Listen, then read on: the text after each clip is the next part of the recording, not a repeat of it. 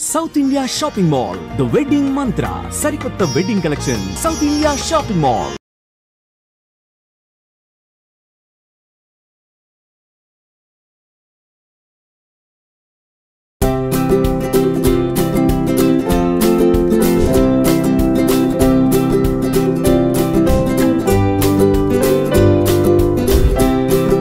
Hi viewers, welcome to iDream. నేను మీ host Aparna.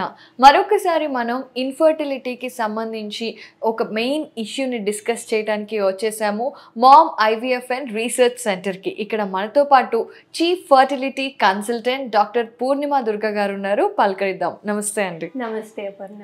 So ఎలా ఉన్నారు? Good, thank you. యాక్చువల్లీ మనం ఫస్ట్ టైం ప్రెగ్నెన్సీ అనేది చాలా కన్ఫ్యూజింగ్గా ఉంటుంది కదా డాక్టర్ గారు. సో దీనికి సంబంధించి కూడా ఎన్నో అపోహలు ఉన్నాయి, భయాలు ఉన్నాయి. వీటిని మనం ఈరోజు అడ్రస్ చేద్దాము. సో అసలు ఎర్లీ ప్రెగ్నెన్సీ అనేది ఎలా మనం కన్ఫర్మ్ చేసుకోవాలి? బేసికలీ పీరియడ్స్ రెగ్యులర్గా ఉన్న వాళ్ళకి, అంటే సపోజ్ ఇప్పుడు 28-30 డేస్ పీరియడ్ రెగ్యులర్గా వచ్చే వాళ్ళకి యాక్చువల్లీ 1 డే మిస్ అయినా మనం ప్రెగ్నెన్సీ అని డౌట్ పడవచ్చు, రైట్? సో ప్రెగ్నెన్సీ ఎలా కన్ఫర్మ్ చేసుకుంటాం అంటే ఫస్ట్ స్టెప్ పీరియడ్ మిస్ అయిన వాళ్ళలో మనం ఫస్ట్ టెస్ట్ చేసి చూస్తాం కదా. సో దీనికి 2-3 మెథడ్స్ ఉన్నాయి టెస్ట్ చేయడానికి. ఒకటి యూరిన్ టెస్ట్, కామన్గా అందరూ ఇంట్లో చేసుకునేది urine pregnancy kits, right? So early morning urine మనం ఆ కిట్లో వేస్తే if you are pregnant 2 lines వస్తాయి. If you are not pregnant you get only ఒకటే లైన్ వస్తుంది. బట్ ఈ యూరిన్ ప్రెగ్నెన్సీ కిట్స్ 100% యాక్యురసీ ఉండవు. ఒక్కొక్కసారి చాలామందికి ఏంటంటే కిట్ ఎక్స్పైరీ అయిన ఫాల్స్ పాజిటివ్స్ అనేవి మనం చాలా చూస్తూ ఉంటాం అనమాట. సో మెథడ్స్లో అయితే యూరిన్ టెస్ట్ ఒకటి, second 100% confirmative is blood test అనమాట. బ్లడ్లో సీరం బీటా HCG అదొకటి మార్కర్ ఉంటుంది అనమాట. ఈ మార్కర్ ప్రెగ్నెన్సీ మార్క్, అంటే ఇఫ్ యూ ప్రెగ్నెంట్ అయితే ప్రెగ్నెన్సీ సెక్రీట్ చేస్తుంది అనమాట ఈ మార్కర్ని. సో ఎర్లీ ప్రెగ్నెన్సీలో ఫస్ట్ మనం చూడగలిగేది ఇది బ్లడ్లో. సో ఇది 100% యాక్యురేట్ అనమాట. Whether you are pregnant or not అని తెలియడానికి మనకి బ్లడ్లో సీరం బీటా HCG టెస్ట్ చేస్తే మనకి తెలుస్తుంది. సో ఇది ఎంత అనేది చాలామందికి డౌట్, ఏ వాల్యూ ఎంత వస్తే పాజిటివ్ అని. జనరల్గా to be frank more than 5 it is పాజిటివే. కానీ strong pregnancy, minimum strong pregnancy ఉండాలంటే 100 కన్నా అబౌవ్ ఉంటే you can think it as a strong pregnancy అనమాట. ఓకే. సో యాక్చువల్లీ ఇక్కడ అంటే 100 కంటే అబోవ్కి మినిమం 5కి చాలా వ్యత్యాసం. అంటే 5 is like very lower limit అనమాట. మన ల్యాబ్లో రిపోర్ట్ ఏంటంటే మోర్ దెన్ 5 ప్రెగ్నెంట్ అని ఇస్తారు. సో కానీ but at least the beta HCG should be more than 100 to label it as a strong pregnancy. Okay. So అడగచ్చా నేను మిమ్మల్ని, అంటే ఆల్రెడీ మనకి అది లేబుల్ అయిపోయిన తర్వాత మోర్ దెన్ 5% ఉంటేనే, సో 100 ఉన్నప్పుడు స్ట్రాంగ్ ప్రెగ్నెన్సీ అనాలి అంటే మరి బిలో 100 బిలో 50 తీసుకుందాం. సో అప్పుడు కూడా ప్రెగ్నెన్సీ ఉన్నట్టేనా? ఉన్నట్టే. బేసిక్గా క్లియర్గా ఎక్స్ప్లెయిన్ చేస్తాను. So we have to give correct information. బేసిక్గా పాజిటివ్ ఉన్నప్పుడు, వాల్యూ తక్కువ ఉన్నప్పుడు మనం ఏం చేస్తామంటే రిపీట్ చేస్తాం టెస్ట్. ఎవ్రీ 48 అవర్స్కి నార్మల్ ప్రెగ్నెన్సీలో బీటా HCG డబుల్ అవుతుంది అనమాట. దాన్ని డబ్లింగ్ అంటాం. డబ్లింగ్ ఎఫెక్ట్ ఉంటుంది. అంటే ఇప్పుడు మీరు ఈరోజు మనం టెస్ట్ చేసాం. సో సపోజ్ ఈరోజు 10 ఉంది బీటా HCG, 48 అవర్స్ తర్వాత ఈ should double, something like that. So double అవుతుంది అంటే pregnancy is on going pregnancy అనమాట. సో తక్కువ values, especially beta HCG values చాలా తక్కువ ఉన్న వాళ్ళలో మేము రిపీట్ చేసి చూస్తాం టు సీ ద డబ్లింగ్. ఒకవేళ అది కనుక అంటే బయోకెమికల్ ప్రెగ్నెన్సీ అని కూడా ఒక ఎంటిటీ ఉంటుంది. సో బయోకెమికల్ ప్రెగ్నెన్సీ అంటే జస్ట్ ఈ బీటా HCG పాజిటివ్ వస్తుంది కానీ ప్రెగ్నెన్సీ ఒక స్టేజ్ వరకు గ్రో అయ్యి డ్రాప్ అయిపోతుంది అనమాట. అంటే ఈ బీటా HCG సపోజ్ ఇప్పుడు ఒక్కొక్కసారి 50 ఉంది అనుకోండి, నెక్స్ట్ మళ్ళీ రిపీట్ చేసిన 25కి అలా డ్రాప్ అయిపోవచ్చు. సో బయోకెమికల్ అంటే జస్ట్ బ్లడ్ టెస్ట్ లో పాజిటివ్ ఉంది pregnancy, but it is not growing beyond that అనమాట. అది ఎలా సాధ్యం? అంటే క్వాలిటీ ఎంబ్రియోస్ కనుక ప్రెగ్నెన్సీలో క్వాలిటీ లేకపోయినా, మంచి ప్రెగ్నెన్సీస్ కానప్పుడు న్యాచురల్ గానీ వీళ్ళ ఇదైపోతాయి అనమాట. It's a natural way of not allowing abnormal pregnancy to grow. Right. So it's that way అనమాట. దీన్ని బయోకెమికల్ ప్రెగ్నెన్సీ అని ఒక టర్మినాలజీ కూడా ఉంటుంది అనమాట. సో ఇట్స్ ఓన్లీ మనం టెస్ట్ చేస్తే పాజిటివ్ ఉంటుంది, తర్వాత గ్రోత్ ఉంటుంది. సో దీన్ని మనం biochemical. Correct. And the third way of diagnosing pregnancy ఏంటంటే అల్ట్రాసౌండ్. ఆల్రైట్. అల్ట్రాసౌండ్ చేసినప్పుడు మనం జనరల్గా మనకి అల్ట్రాసౌండ్ చేసినప్పుడు ఎండోమెట్రియం గర్భసంచి పొర అనేది మందంగా ఉంటుంది అనమాట. 15 mm కన్నా తిక్కుంటే మనం ప్రెగ్నెన్సీ అని మనం అనుకోవచ్చు అనమాట. So these are few test which we can do to confirm pregnancy. So coming to this, ఇప్పుడు కొన్నిసార్లు పీరియడ్ మిస్ అయిన వెంటనే కూడా, అంటే 6 weeks ఆ టైంలో కూడా మనం కిట్స్ తెచ్చుకొని చెక్ చేసినప్పుడు అండ్ ఆ తర్వాత బ్లడ్ టెస్ట్ చేయించుకున్నప్పుడు, ఆ తర్వాత మీరు చెప్పినట్టు టెస్ట్లు చేయించుకునేటప్పటికి కూడా so there will be a gradual increase of it. So ఏ వీక్లో ఏ test is necessary? Period miss అవ్వగానే మనం ఫస్ట్ చేసుకోవాల్సింది blood test and urine test. Okay. So either urine or blood test చేసుకోవచ్చు. జనరల్ మోర్ స్పెసిఫిక్గా మనం 100% షూర్గా ఉండాలి అంటే blood test. Serum beta HCG అనేది ఇమీడియట్గా మిస్డ్ పీరియడ్ అవగానే పాజిటివ్ వచ్చే టెస్ట్ అనేది ఇది. అల్ట్రాసౌండ్ అనేది అట్లీస్ట్ 6 weeksకి 6 weeksకి చేస్తే మనం చాలా ఇన్ఫర్మేషన్ దొరుకుతుంది అల్ట్రాసౌండ్లో. అంటే ఆ ప్రెగ్నెన్సీ ఎలా ఉంది, 6 weeksకి మనకి ఫీటల్ హార్ట్ బీట్ కూడా తెలుస్తుంది. అవునా? As early as 6 weeks we can see the heart beat of the foetus. Okay. So మనం వైబిలిటీ స్కాన్ అంటాం అనమాట. దాన్ని అర్లీ ప్రెగ్నెన్సీ స్కాన్ అని వైబిలిటీ స్కాన్ అని అంటాం. అంటే ఆ వీక్కి అట్లీస్ట్ ఫస్ట్ థింగ్ ఆ స్కాన్లో మనం ఏమేమి చూడొచ్చు, నెంబర్ ఆఫ్ ఫీటర్స్ అంటే సింగిలా ట్విన్సా అనేది మనకు తెలుస్తుంది, హార్ట్ బీట్ వచ్చిందా లేదా అనేది కూడా తెలుస్తుంది, బేబీ ఫార్మేషన్ ఎలా ఉంది, ఎన్ని వీక్స్, ఇవన్నీ మనకి అర్లీ ప్రెగ్నెన్సీ స్కాన్లో మనకి క్లియర్గా తెలుస్తుంది అనమాట. అండ్ డెలివరీ డేట్ కూడా మనకి కొంతమందికి ఏంటంటే మీకు పీరియడ్స్ మిస్ అంటే ఇర్రెగ్యులర్ పీరియడ్స్ ఉంటాయి కొంతమందికి. నేను రెగ్యులర్ పీరియడ్స్ గురించి వాళ్ళకి అసలు యాక్చువల్లీ ఎన్ని వీక్స్ అనేవి డిఫరెంట్గా ఉండొచ్చు. అంటే వాళ్ళ డెలివరీ డేట్ మనం ఎప్పుడైనా లాస్ట్ పీరియడ్ బట్టి క్యాలిక్యులేట్ చేస్తాం. సో ఈ ఇర్రెగ్యులర్ పీరియడ్స్ ఉన్న వాళ్ళకి ఓవులేషన్ అనేది కొంచెం లేట్గా అవుతూ ఉంటుంది. సో ప్రెగ్నెన్సీ అనేది కొంచెం లేట్గా కన్ఫర్మ్ అవుతుంది. వీళ్ళకి అర్లీ ప్రెగ్నెన్సీలో డెలివరీ డేట్ కరెక్ట్గా మనకి తెలుస్తుంది అనమాట. సో ఆ డెలివరీ డేట్ని కూడా మనం ఫాలో అవుతాం. అంటే సో ఇర్రెగ్యులర్ పీరియడ్స్ ఉన్న వాళ్ళకి మనం delivery estimated date of delivery అంటాం, ఈడీడీ అంటాం. సో దాన్ని కూడా మనం first scan is the best scan to calculate estimated date of delivery kuda. So these are few points which we take care during the first scan at 6 weeks appudu manam general ga first scan chestam. Okay, that's how aa week ki ala chesukovali. So early ప్రెగ్నెన్సీలో కూడా ఈ మధ్యకాలంలో చాలా complications చూస్తూ ఉన్నాము. మీరు అన్నట్టుగా కొంతమందికి ప్రెగ్నెన్సీ కన్ఫర్మ్ అయిన తర్వాత కొన్ని రోజులకే మనకి అబార్షన్ అయిపోవడం, న్యాచురల్ అబార్షన్ అయిపోవడం జరుగుతుంది. ఆ తర్వాత విపరీతమైన స్టమక్ పెయిన్ ఇవన్నీ ఉండడంతో వాళ్ళు ఇంకేదన్నా కాంప్లికేషన్ ఉందేమో అని కూడా భయపడుతూ డాక్టర్ దగ్గరికి వస్తూ ఉంటారు.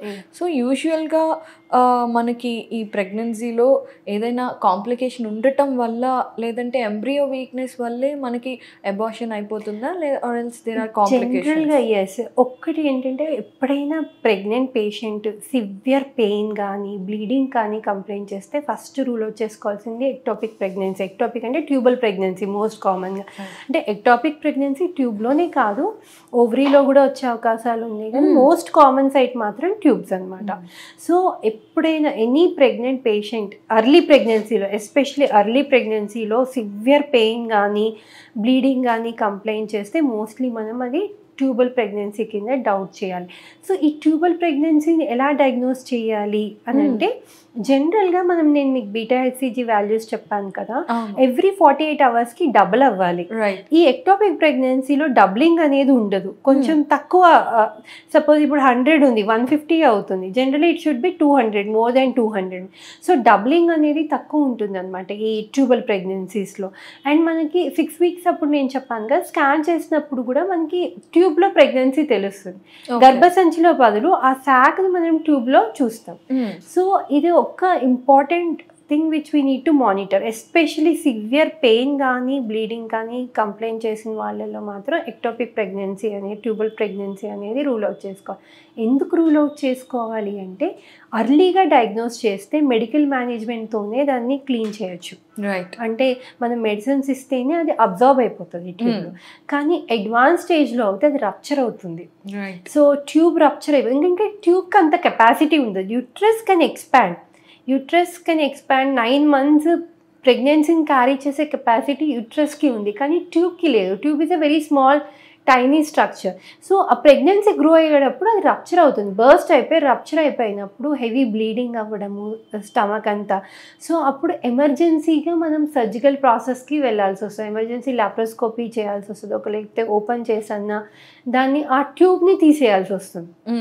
సో వన్స్ అది రప్చర్ అయిపోయినప్పుడు ట్యూబ్ సేవ్ చేయడానికి అవకాశం ఉండదు. సో అప్పుడు వాళ్ళకి ట్యూబ్ ఒకటి పోయే అవకాశం ఉంటుంది. కాబట్టి ఫ్యూచర్ ప్రెగ్నెన్సీస్ కూడా ఛాన్స్ తక్కువ ఉంటుంది. అండ్ రప్చర్ అయినప్పుడు అది కొంచెం it is an emergency procedure అవుతుంది. So it is very important. Continuous pain complaint చేసిన వాళ్ళకి మాత్రం ఈ ప్రొసీజర్, ఈ కండిషన్ అనేది రూల్ అవుట్ చేసుకుని ఎంత ఎర్లీగా డయాగ్నోస్ చేసుకుంటే మనకి అంత కన్జర్వేటివ్ మేనేజ్మెంట్ అంటాం కదా, ఈ సర్జికల్ ప్రాసెస్ వరకు వెళ్ళకుండా మనం మేనేజ్ చేసుకోవడానికి అవకాశం ఉంటుంది అనమాట. సో యూజువల్గా డాక్టర్ గారు అంటే ఒకవేళ ఫెలోపియన్ ట్యూబ్స్లో కనుక మనకి ఈ ఎగ్ అనే ఎంబ్రియో అనేది ఫామ్ అయితే మనకి ఏ వీక్స్లో బయటపడే అవకాశం ఉంటుంది? అది జనరల్గా మనకి 5 to 6 వీక్స్కి తెలుస్తుంది మనకి. సో మిస్ అయిన ఒక 1 week 10 daysలో మనకి ఈ సిమ్టమ్స్ ఉన్న వాళ్ళల్లో మనకి డెఫినెట్గా స్కాన్ చేస్తే we could see some mass in the, మనకి ఒక చిన్న శాక్ ఉన్నట్టు ట్యూబ్లో మనం మ్యాక్సిమం ఐడెంటిఫై చేయగలుగుతాం అన్నమాట. ఓకే. సో అయితే కొంతమందికి ఫెలోపియన్ ట్యూబ్లో లేకపోయినా మనకి యూటరస్లోనే ఎంబ్రియో ఫామ్ అయినా కూడా రికరెంట్ అబార్షన్స్ చూస్తూ ఉంటాం. 2 months to 3 months గ్యాప్లో రికరెంట్గా అండ్ న్యాచురల్గా కన్సీవ్ అవుతారు అండ్ రికరెంట్గా అబార్ట్ అయిపోతారు. సో ఏంటికి అసలు కారణం ఏంటి? దీన్ని రికరెంట్ ప్రెగ్నెన్సీ లాస్ అంటాం. దీనికి మనం కాజెస్ అనేవి మనం డివైడ్ చేసుకోవాలంటే they are few causes for this. Mostly miscarriages కూడా అంటాం. చాలా మందికి హార్ట్ బీట్ ఆగిపోయింది, కొంతవరకు గ్రో అవుతుంది, తర్వాత హార్ట్ బీట్స్ ఆగిపోతుంటాయి ప్రెగ్నెన్సీలో. దీన్ని మిస్ క్యారేజెస్ అంటాం. అంటే ఈ ఎగ్ ఎంబ్రియో క్వాలిటీ కనుక, ప్రెగ్నెన్సీ కనుక క్వాలిటీ లేకపోతే న్యాచురల్గానే హార్ట్ బీట్స్ ఆగిపోతూ ఉంటాయి అనమాట. ఇవి ఎందుకు అవ్వచ్చు అంటే ఫ్యూ రీజన్స్. ఒకటి, ఫస్ట్ థింగ్, దీన్ని మళ్ళీ ట్రైమిస్టర్ అంటే ఫస్ట్ 3 monthsలో కాజెస్ ఏంటి, తర్వాత కాజెస్ ఏంటి అని కూడా మనం ఆలోచించవచ్చు. కొంతమంది 4th month 5th monthలో కూడా అవుతుంటాయి. మోస్ట్లీ ఫస్ట్ 3 monthsలో రికరెంట్గా ప్రెగ్నెన్సీస్ పోతున్నాయి అంటే మోస్ట్లీ జెనెటిక్ కాజెస్ ఉంటుంది. అంటే జన్యుపరంగా ఏమైనా ప్రాబ్లం ఉంటేనే మ్యాక్సిమం అలా అయ్యే అవకాశాలు ఎక్కువ ఉంటాయి అన్నమాట. 80% ఆ రీజన్. జన్యుపరంగా లోపాలు ఉంటే ఎలా తెలుసుకోవాలి మనం అంటే భార్యాభర్తలు జెనెటిక్ కౌన్సిలింగ్కి వెళ్ళాలి. జెనెటిక్ కౌన్సిలింగ్కి వెళ్తే రికరెంట్గా అలాగే అవుతుంది అంటే భార్యాభర్తలు ఫస్ట్ జెనెటిక్ కౌన్సిలింగ్కి వెళ్తే వాళ్ళు ఎనలైజ్ చేస్తారనమాట. అసలు ఏంటి, ఫస్ట్ మేనరికమా ఏమన్నా. మేనరికం పెళ్ళిళ్ళలో కూడా అబార్షన్స్ అనేది మనం ఎక్కువ చూస్తూ ఉంటాం. ఈ మధ్యకాలంలో చాలా తగ్గిపోయాయి, బట్ స్టిల్ జెనెటిక్ ప్రాబ్లం ఏమైనా ఉంటే ఫస్ట్ హస్బెండ్ వైఫ్కి జెనెటిక్ టెస్ట్లు చేసి ఎక్కడైనా వీళ్ళిద్దరిలో ఏమైనా లోపం ఉందా అనేది మనం ఫస్ట్ తెలుసుకోవచ్చు అనమాట. ఇలాంటి వాళ్ళల్లో ఐవీఎఫ్లో చాలా బెటర్ టెక్నాలజీ ఉంది. అంటే రికరెంట్ అబార్షన్ చాలామంది నాకు న్యాచురల్గా ప్రెగ్నెన్సీ వస్తుంది కదా ఐవీఎఫ్ ఎందుకు అంటే దీనిలో ఐవీఎఫ్లో ప్రీ జెనెటిక్ స్టడీస్ అని ఉంటాయి అన్నమాట. ఇప్పుడు స్పెసిఫిక్గా ఏమైనా ప్రాబ్లం ఐడెంటిఫై చేసాం, అది ఆ పిండంలో ఉందా లేదా అని మనం ఐవీఎఫ్లో ట్రై చేసుకో తెలిసి అది నార్మల్ ఉన్నవే మనం తిరిగి గర్భసంచిలో పెట్టాలి. కరెక్ట్. సో అంటే అందరికి అవసరం ఉండదు, బట్ ఒక 5% ఆఫ్ పేషెంట్స్కి ఈ ఆప్షన్ కూడా అవైలబుల్ ఉంటుంది. రికరెంట్ జెనెటిక్ ప్రాబ్లం ఉన్న వాళ్ళలో ఎస్పెషలీ. సో జెనెటిక్ ప్రాబ్లం ఉన్న వాళ్ళలో, డయాబెటీస్ ఉన్న వాళ్ళ, అన్కంట్రోల్ డయాబెటీస్, ఉమెన్కి డయాబెటీస్ ఉండి కంట్రోల్లో లేకపోయినా అబార్షన్స్ అయ్యే అవకాశాలు ఉంటాయి. థైరాయిడ్ హై లెవెల్స్లో ఉంది, కంట్రోల్ లేదు, ఇలాంటి వాళ్ళల్లో కూడా అబార్షన్స్ అయ్యే అవకాశాలు ఉంటాయి. యాప్లా అనే ఒక సిండ్రోమ్ ఉంటుంది, యాప్లా యాంటీఫాస్ఫోలిపిడ్ సిండ్రోమ్ అని ఉంటుంది. దీనిలో ఏంటంటే బ్లడ్ క్లాట్ అవుతుంది వాళ్ళల్లో. సో రక్త ప్రసరణ సరిగ్గా ఉండదు గర్భసంచికి.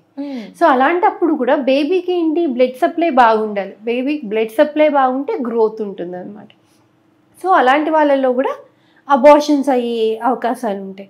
ఇంకోటి గర్భసంచి ప్రాబ్లమ్స్, చిన్న గర్భసంచి ఉన్నా, కొంతమందికి 2 గర్భసంచులు ఉంటాయి, స్పేస్ చిన్నగా ఉంటుంది, మధ్యలో పొరలాగా ఉంటుంది, ఫైబ్రాయిడ్స్ అని, ఇట్లా గర్భసంచి ప్రాబ్లమ్స్ ఉన్న వాళ్ళకి కూడా ఈ రికరెంట్ అబార్షన్స్ అయ్యే అవకాశాలు ఉంటాయి. సో ఇలా రికరెంట్ అబార్షన్స్ అవుతున్న వాళ్ళకి మెయిన్ జెనెటిక్ టెస్ట్ చేయడం, ఈ మేల్ అండ్ ఫీమేల్కి జెనెటిక్ టెస్ట్ చేయడము, గర్భసంచి ప్రాబ్లమ్స్ ఏమైనా ఉన్నాయా లేదా తెలియడానికి లాప్రోస్కోపీ, హిస్ట్రోస్కోపీ చేసుకోవాల్సి వస్తుంది. దాని తర్వాత ఈ థైరాయిడ్, డయాబెటీస్ ఇవన్నీ నార్మల్, హార్మోన్స్ నార్మల్ ఉన్నాయా లేవో చూసుకోవాలా. యాప్లా నేను చెప్పాను కదా, యాప్లా సిండ్రోమ్, బ్లడ్ సప్లై యూట్రస్కి బాగుందా లేదా చూసుకోవాలి. కొన్నిసార్లు అన్నీ బాగున్నా ఒక 20% మందికి we don't know the reason Yeah, recurrent abortions. ఇలాంటి వాళ్ళకు కూడా ఈ ప్రీజెంటిక్ స్టడీస్ అనేవి ఉపయోగపడతాయి, హెల్ప్ చేస్తాయి అన్నమాట. ఓకే. సో ఎర్లీ ప్రెగ్నెన్సీ అనేది అంటే ఆ ఫస్ట్ ట్రైమిస్టర్ ఏదైతే ఉంటుందో చాలా struggling period to the becoming ఎవరైతే ఫ్యూచర్ మదర్ ఉన్నారో వాళ్ళకి, అండ్ చాలా కేర్ఫుల్గా కూడా ఉండాలి. సో ఏమైనా టిప్స్ అండ్ ఉంటాయా మనకి కేర్ఫుల్గా? Basically now pregnancies have become అంటే treat pregnancy as normal physiologically. ఇప్పుడు అసలు ఏంటంటే ప్రెగ్నెంట్ అవ్వగానే ఫుల్ బెడ్ రెస్ట్లోకి వెళ్ళిపోతున్నారు. So that is not needed for everybody. నార్మల్గా be normal, take good food, మంచిగా ఫుడ్ తీసుకోండి, నార్మల్గా ఉండండి, టేక్ ఫోలిక్ యాసిడ్ సప్లిమెంట్స్, మనం డాక్టర్ ఇచ్చే మెడిసిన్స్ మంచిగా తీసుకుని స్ట్రెస్ తగ్గించుకుని మంచి స్లీప్ ఉండి have good food, that is more than enough. ఈ ప్రెగ్నెన్సీని అనవసరం, it only few patients need రియల్గా వాళ్ళకి రెస్ట్ అది. సో నార్మల్గా న్యాచురల్గా వచ్చిన pregnancies early, so all pregnancies doesn't need that complete bed rest. Just follow few small tips. I think it will be normal healthy pregnancy. Okay అండి. అయితే లాస్ట్గా IVF ద్వారా మనం ప్రెగ్నెంట్ అయిన తర్వాత అప్పుడు ఎట్లా మనకి ప్రికాషన్స్ అండ్ కన్సెప్షన్ కన్ఫర్మేషన్ అంటే yes this is a successful IVF అనే కన్సెప్షన్ ఎప్పుడు మనకి వస్తుంది? మనం ఎంబ్రియో ట్రాన్స్ఫర్ చేశాక పిండాన్ని గర్భసంచిలో పెట్టిన తర్వాత మనకి 10 to 14 డేస్లో మనకి బీటా హెచ్సిజీ టెస్ట్ చేస్తాం. యూరిన్ టెస్ట్ కన్నా blood test is 100% confirmative, accurate అనమాట. బీటా హెచ్సిజీలో పాజిటివ్ వస్తే వీ విల్ మానిటర్, మళ్ళీ డబ్లింగ్ టైం చూసుకుంటాం. నేను మీకు చెప్పినట్టు అది కూడా బాగుంది అంటే మనం ఒక 6 weeksకి వి కాల్ ఫర్ ద స్కాన్లో వైబిలిటీ, హార్ట్ బీట్ వచ్చిందా లేదా చూసుకుంటాం అనమాట. బట్ ఐవీఎఫ్ ప్రెగ్నెన్సీకి నార్మల్ ప్రెగ్నెన్సీకి తేడా ఏంటని చాలా మంది అడుగుతూ ఉంటారు. ఓన్లీ ఏంటంటే ఐవీఎఫ్ ప్రెగ్నెన్సీలో ఏంటంటే మనకి నార్మల్ సపోర్ట్ ఉండదు. హార్మోన్స్ అనేవి, ఇప్పుడు నార్మల్ ప్రెగ్నెన్సీ ఉందనుకోండి, మన body is ready to accept it and body produce that hormones to support అనమాట. బట్ ఐవీఎఫ్ ప్రెగ్నెన్సీలో ఏంటంటే వీ నీడ్ టు గివ్ ఎక్స్టర్నల్గా కొంచెం మెడికేషన్స్ అనేవి కొంచెం ఎక్కువ ఉంటాయి. ప్రొజెస్ట్రాన్ అనేది మెయిన్ హార్మోన్ అనమాట. సో ఈ ఐవీఎఫ్ ప్రెగ్నెన్సీలో మేము కొంచెం ప్రొజెస్ట్రాన్ సపోర్ట్ అనేది ఒక 10 to 12 weeks మాత్రం కంపల్సరీ ఇస్తాం. సో అదొకటి పేషెంట్ రెగ్యులర్గా కొంచెం ఆ సపోర్ట్ మెడిసిన్స్ తీసుకుని ప్రాపర్ డైట్ తీసుకుని స్ట్రెస్ ఫ్రీ ఉంటే I think IVF pregnancy will also be like a normal pregnancy with very less complication. Wonderful అండి. అంటే ఎర్లీ ప్రెగ్నెన్సీలోనే ఎన్నో డౌట్స్ ఉంటాయి, ఏం తినాలి ఏం తినకూడదు దగ్గర నుండి బెడ్ రెస్ట్ వరకు.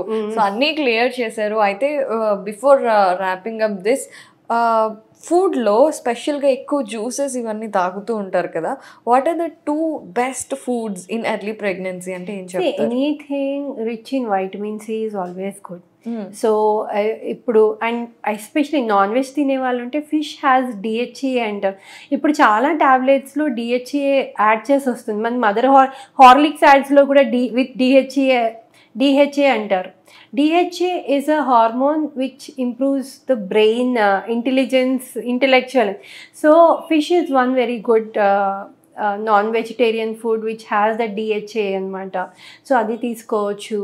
And any citrus fruits, all these antioxidants in food, ఏదైనా green leafy vegetables, these are very rich in antioxidants, iron and vitamin C. So main ఇవి ఫాలో చేసి plenty of fluids. ఎప్పుడన్నా మనం వాటర్ కంటెంట్ మంచిగా తీసుకోవాలి. ఏది తిన్నా మన డైజెస్టివ్ సిస్టమ్ మంచిగా ఉండాలంటే you have to take plenty of water. So small no fancy diet అంటూ ఏమీ లేదు. రెగ్యులర్ డైట్లోనే బెటర్ ఫుడ్స్, క్వాలిటీ ఫుడ్స్ తీసుకుంటే ఆబ్వియస్గా ప్రెగ్నెన్సీ కూడా వండర్ఫుల్గా ఉంటుంది. చాలా చక్కగా వివరించారు. ఐ హోప్ ఫ్యూచర్ మదర్స్ ఎవరైతే ఎర్లీ ప్రెగ్నెన్సీలో ఉన్నారో వాళ్ళకి ఈ వీడియో డెఫినెట్గా హెల్ప్ అవుతుంది అని కోరుకుంటూ థ్యాంక్ యూ సో మచ్ అండి. Thank you.